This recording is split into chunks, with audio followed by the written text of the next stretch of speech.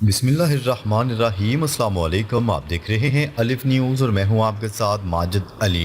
شامل کرتے ہیں پاکستان اور دنیا بھر سے بریکنگ نیوز ہیڈ لائنز۔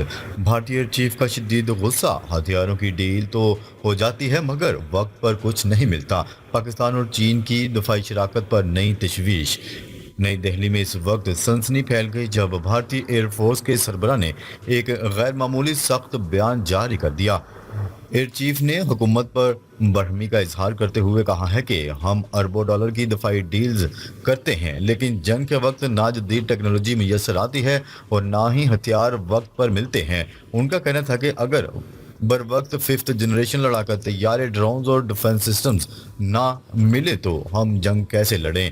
یہ بیان ایسے وقت میں سامنے آیا جب وزیر اعظم نریندر مودی نے آپریشن سندور دوبارہ شروع کرنے کا اعلان کیا ہے اور بھارتی فوجی قیادت حملے کی تیاریوں کا عندیہ دے چکی ہے، لیکن ایئر چیف نے خبردار کر دیا ہے کہ اگر بر وقت تیاری نہ کی گئی تو نتائج خطرناک ثابت ہو سکتے ہیں۔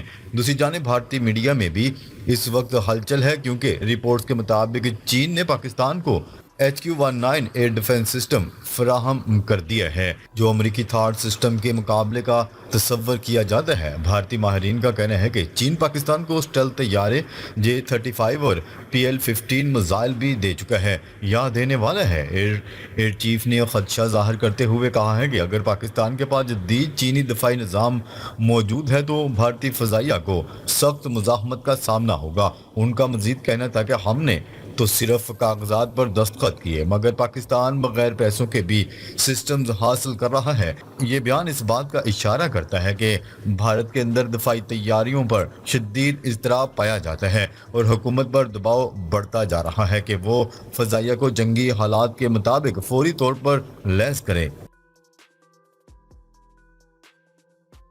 خبر کے اگلے حصے میں بات کرتے ہیں۔ اسرائیل نے غزہ میں جنگ بندی کے لیے امریکہ کی نئی تجویز پر دستخط کر دیے۔ ترجمان وائٹ ہاؤس کیرولین لیوٹ نے پریس بریفنگ کے دوران کہا ہے کہ غزہ سیز فائر کے لیے امریکہ کی نئی تجویز پر اسرائیل نے دستخط کر دیے ہیں۔ جنگ بندی پر مزید بات چیت جاری ہے۔ حماس کی جانب سے بھی تجویز پر جواب موصول نہیں ہوا۔ ترجمان کا کہنا ہے کہ حماس کے ساتھ مذاکرات کا سلسلہ جاری ہے۔ امید ہے کہ غزہ میں جنگ بندی ہو جائے گی تاکہ تمام مغویوں کو واپس لایا جا سکے۔ عرب میڈیا کی رپورٹ کے مطابق مجوزہ معاہدے میں 10 اسرائیلی یرغمالیوں کی رہائی کے بدلے 60 روزہ جنگ بندی شامل ہے۔ معاہدے میں 2 مراحل میں فلسطینی قیدیوں کی رہائی بھی شامل ہے۔ کیرولین لیوٹ کا مزید کہنا تھا کہ صدر ڈونلڈ ٹرمپ پر امید ہے کہ روس یوکرین اگلے ہفتے امن مذاکرات کے لیے ملاقات کریں گے۔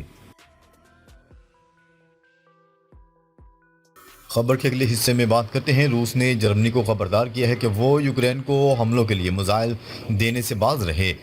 غیر ملکی خبرسا ایجنسی کی رپورٹ کے مطابق جرمنی نے یوکرین کو 1000 کلومیٹر رینج کے ٹارس میزائل دینے پر غور شروع کر دیا ہے۔ روس نے متنبہ کیا ہے کہ یوکرین نے جرمن لانگ رینج میزائل ٹارس کا استعمال کیا تو جوابی کارروائی کریں گے۔ جرمن میزائل یوکرین کے ذریعے استعمال ہوئے تو جرمنی بھی نشانہ بنے گا۔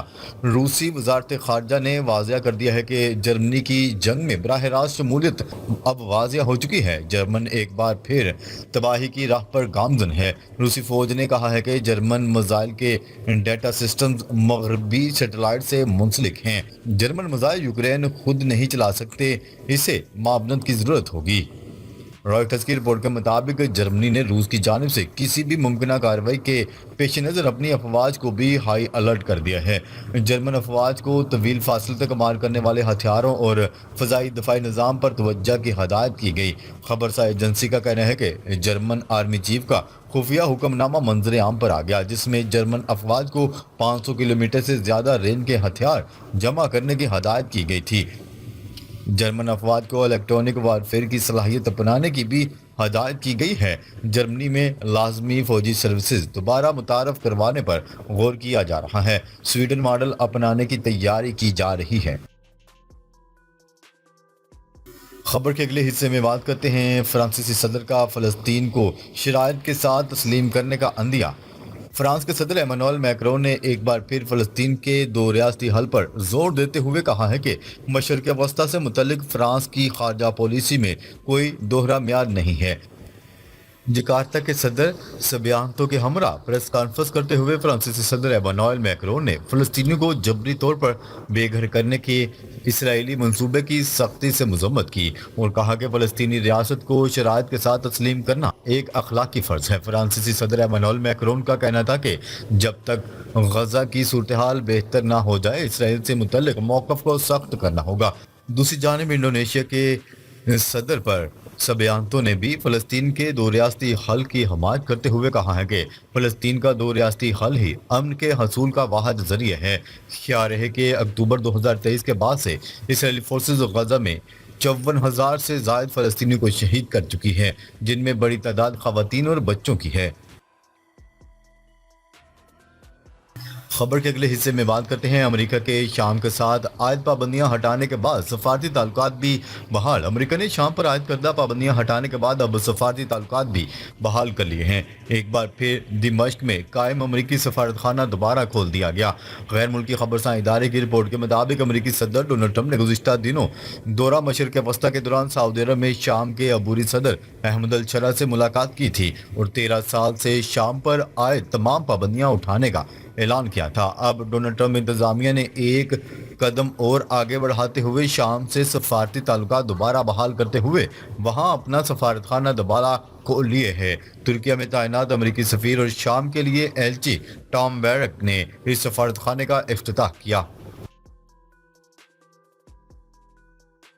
खबर के अगले हिस्से में बात करते हैं ईरान जौहरी हथियारों की जानिब बढ़ रहा है। ऑस्ट्रियाई इंटेलिजेंस ने खबरदार कर दिया।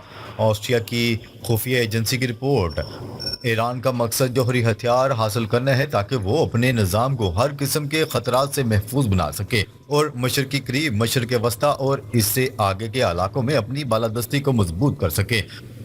ऑस्ट्रिया की इंटेलिजेंस एजेंसी ने अपनी रिपोर्ट में खबरदार करते हुए कहा है कि ईरान जौहरी हथियारों के हसूल की सिमत पेशकदमी कर रहा है और ये कोशिशें इसके इस अज़म का हिस्सा हैं कि वो खुद को मजबूत करे और खित्ते में अपनी बालादस्ती कायम करे। ऑस्ट्रिया की खुफिया एजेंसी ने अपनी 221 सफ़ात पर मुश्तमिल रिपोर्ट में एक मुकम्मल हिस्सा ईरान के बारे में मुख्तस किया। इसमें वाज़िया किया गया कि ईरान अपने अस्करी साज़ो-सामान को हमजहत तरीके से मजबूत करने की कोशिशें कर रहा है ताकि वो खित्ते पर अपनी बालादस्ती मुसल्लत कर सके। रिपोर्ट में कहा गया है कि ईरान का मकसद जौहरी हथियारों का हसूल है ताकि वो किसी भी बैरूनी ख़तरे से महफूज रहे और मशरक़ वस्ता और इससे आगे के खित्ते में अपनी ताकत को पुख्ता और मुस्तहकम करे। ऑस्ट्रियाई इंटेलिजेंस के मुताबिक ईरान का जौहरी हथियार बनाने का मंसूबा अब एक अगले मरहले में दाखिल हो चुका है और इसके पास ऐसी बैलिस्टिक मिसाइलों की ज़ख़ीरा भी मौजूद है जो जौहरी हथियारों के तवील फासले तक ले जाने की सलाहियत रखती है। याद रहे कि ऑस्ट्रिया ने 2015 में ईरान और आलमी ताकतों के दरमियान जौहरी मुआहदों की मेज़बानी की थी और ये मुआहदा वियना में तय पाया था। ताहम अब ऑस्ट्रिया की इंटेलिजेंस रिपोर्ट में ये इतराफ़ किया गया है कि ईरान को मुसल्लह होने से रोकने की खातिर जो भी पाबंदियां आयद और मुआहदे किए गए थे वो सब नाकाम हो चुके हैं। मजीद ये कि ईरान वसी पैमाने पर हथियारों और उनकी तरसील टेक्नोलॉजी तैयार कर रहा है और ये सिर्फ अपनी ज़रूरत के लिए नहीं।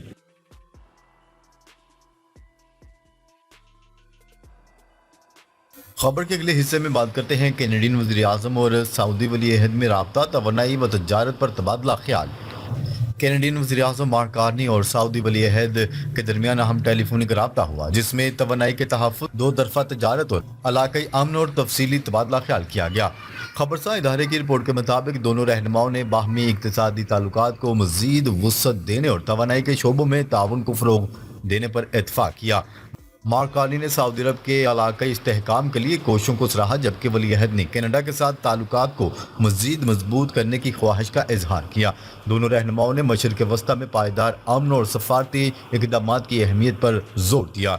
ये राब्ता आलमी सतह पर बदलते हुए जोग्राफियाई सियासी हालात में अहम पेशरफ्त के तौर पर देखा जा रहा है। नाजरीन, अब तक के लिए इतना ही। मज़ीद खबरें लेकर बहुत जल्द आपकी खिदमत में हाजिर होंगे। तब तक के लिए अपना ख्याल रखिएगा। अल्लाह निगहबान।